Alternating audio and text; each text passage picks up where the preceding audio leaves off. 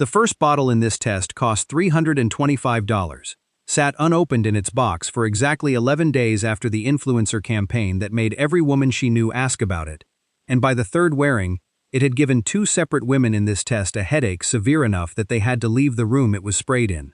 That is not a coincidence. That is a pattern, and by the end of this video, you are going to understand exactly why it keeps happening to women who know better, who have worn fragrance for 30, 40 years, who can tell the difference between something built to smell expensive and something that actually is. Here is the thing nobody in this industry wants said out loud, and it is the entire reason this test exists. The fragrance world has quietly shifted its entire strategy toward women over 50, and it is not doing it with better juice. It is doing it with better packaging, more convincing storytelling, and a kind of marketing that specifically targets a woman who has the disposable income to try something new, but has been out of the day-to-day churn of fragrance culture long enough that she is not always tracking which of these luxury launches are actually beloved by people who know scent, and which ones are simply beloved by an algorithm. You have felt this. You have stood at a counter, sprayed something that smelled genuinely beautiful on the strip, gotten home, put it on your own skin, and by hour 2 wondered where it went, or worse, wondered why it turned into something that made your husband ask if you were wearing air freshener. That gap, between the counter and the follow-through, is what this test is built to expose. We are not rating these 5 on how they smell in the first 10 minutes. We are rating them on how they behave over an entire day, on mature skin, under real conditions, because that is the only test that has ever mattered, and almost nobody runs it. We start with Chanel No. 5, the Eau de Parfum, $150 for the 50 milliliter bottle. And I want to say plainly that reaching for this one is not a mistake in judgment, it is a mistake in memory. This is the scent every woman in this demographic associates with elegance, because for decades it earned that association honestly. What you get on first spray is that unmistakable aldehydic sparkle, sharp and almost metallic, riding over a bouquet of jasmine and rose that was, in its original 1921 formulation, one of the most technically radical scents ever put in a bottle. It still does one thing better than almost anything else on this list. It reads as serious. Nobody who smells it thinks you bought it on a whim. But here is the pivot, and it is the one nobody at the counter will walk you through. The current formulation has been reformulated so many times since the 1980s, tightening the ingredients for cost and for regulation, that on a lot of mature skin it now reads thinner and sharper than the version you remember from your mother's vanity. And on some chemistries that aldehyde opening reads less like sparkle and more like the inside of a freshly cleaned bathroom. File that word away, sparkle versus soap, because it is going to matter again before this video is over. Next is Jo Malone London, specifically wood sage and sea salt, and at $175 for the 100 milliliter bottle, it has become something close to a uniform among women who want to smell put together, without smelling like they tried. The scent profile is genuinely lovely on paper, a cool mineral opening built around ambrette seed and sea salt accord, with a soft, slightly bitter sage settling underneath, the whole thing reading clean in a way that feels expensive precisely because it feels understated. What it does well is exactly that restraint. It will never overwhelm a room, never clash with your other product choices, never make anyone in an elevator step back. The catch is the concentration, and this is the part the counter will never volunteer. This is a cologne, not a true parfum, built at a lower oil percentage specifically to be worn lightly and reapplied, and on mature, drier skin that tends to hold scent less than it did 20 years ago. That restraint turns into disappearance. Women in this test reported it gone within 90 minutes. At $175, that is an expensive 90 minutes. Notice something before we go further. 2 very different bottles, 2 very different price points in their own category, and already we are seeing the same underlying failure. A scent that is either fighting your skin's chemistry or simply not built to survive contact with it. That is the real story of luxury fragrance sold to this demographic, and it only gets sharper from here. Maison Francis Kurkdjian's Baccarat Rouge 540, in the Eau de Parfum, runs $325 for 70 milliliters, and I want to be fair to it before I am not. This is a genuinely strange, genuinely original composition, built around ambroxan and saffron and a cashmeran base that gives it a warm, slightly metallic, almost skin-like sweetness that nothing else on the market fully replicates. That originality is precisely why it does the one thing it does exceptionally well, which is make people stop you and ask what you're wearing. But that same signature has become its undoing. This is now one of the most widely worn fragrances in the world, across every age group, which means the very exclusivity that justified the $325 price tag has evaporated. And worse, the heavy ambroxan base is a known trigger for headaches and sensory overload in a meaningful percentage of wearers, both the person wearing it and the people around her. In this test, it was the single scent that produced a physical reaction strong enough to end the session early. A fragrance that makes women leave the room is not projecting elegance. It is projecting itself, loudly, at everyone's expense. Tom Ford's Black Orchid, the eau de parfum, comes in at $158 for 50 milliliters, and it markets itself directly at the woman who wants to be remembered. Built around black truffle, dark chocolate, and a heavy, resinous patchouli base that reads unmistakably luxurious the moment it leaves the bottle. What it does genuinely well is command a room. Nobody has ever worn Black Orchid and gone unnoticed.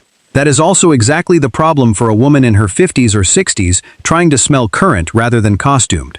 The density of that formula, all that dark fruit and heavy resin stacked on top of itself, tends to sit on mature, thinner skin in a way that reads less like presence and more like weight.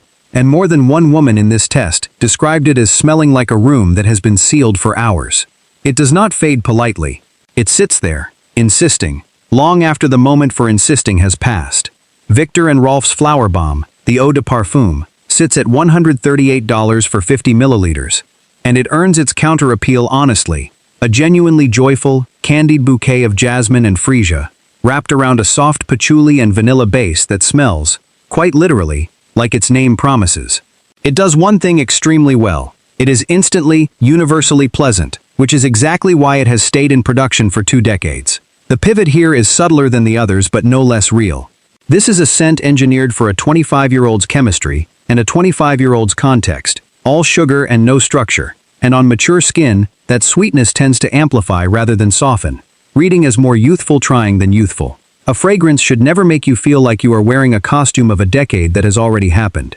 Before I tell you what actually won this test, and what these 5 should have taught you to look for instead, there is a full comparison guide with every measurement and every wear time result linked in the description below, along with the exact conditions we used for testing, because I wish someone had handed me this before I spent money learning it the hard way. Here is exactly how we scored every bottle on this list, and none of these 4 criteria are the ones you will find on a typical review site. First, skin adaptation over 8 hours, not the first 30 minutes, because a fragrance that only performs at the counter is not a fragrance, it is a demo. Second, projection honesty, meaning does the scent tell the truth about its concentration, or does it oversell a light cologne as an all-day parfum?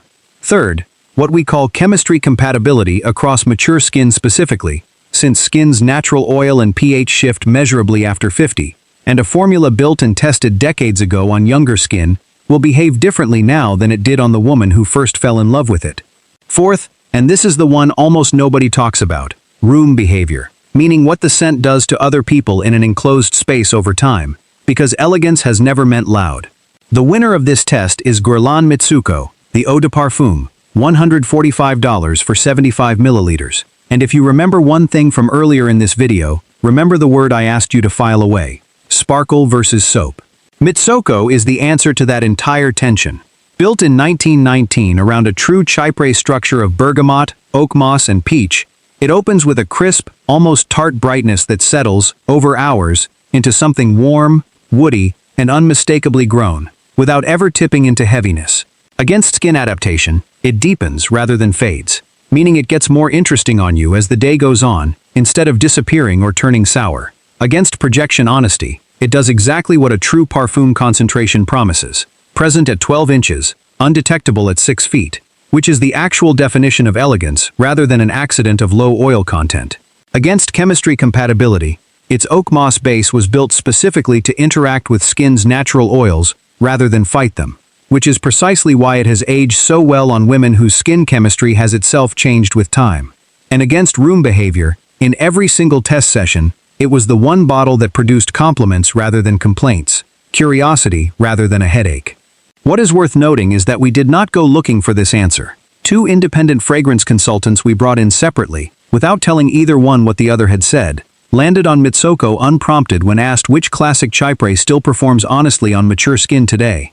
One of them, a longtime collector who has tested reformulations of nearly every major chypre house going back 15 years, used almost the exact phrase we had already written down in our own notes, that most of what passes for luxury now is loud on purpose, because loud is easier to market than genuinely well built.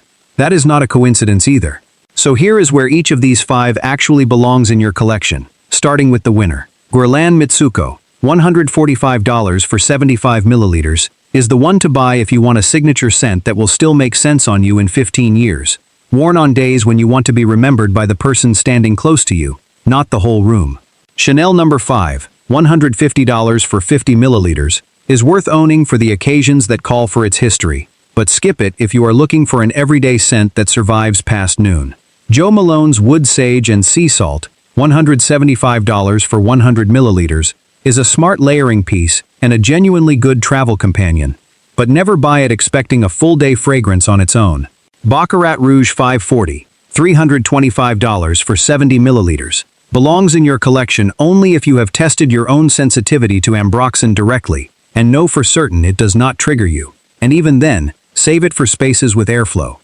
Ford Black Orchid, $158 for 50 milliliters, works beautifully for a single evening, cold weather, low lighting, never for a full day around other people in close quarters. Viktor and Rolf's Flowerbomb, $138 for 50 milliliters, is best gifted to someone younger than you, not worn as your own statement. The overarching truth across all 6 of these bottles is simple.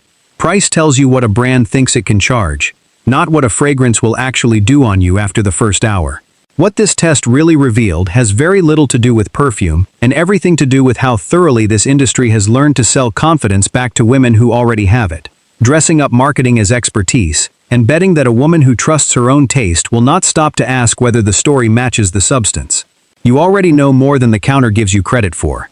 This channel exists to hand you the rest. If that was useful to you, subscribe, because we run this exact test on every category the industry oversells, not just fragrance. And I want to know from you directly, in the comments, which one of these 5 have you already worn and quietly regretted, and did it disappear on you the way it did in our test, or did it turn into something you didn't recognize by the end of the day?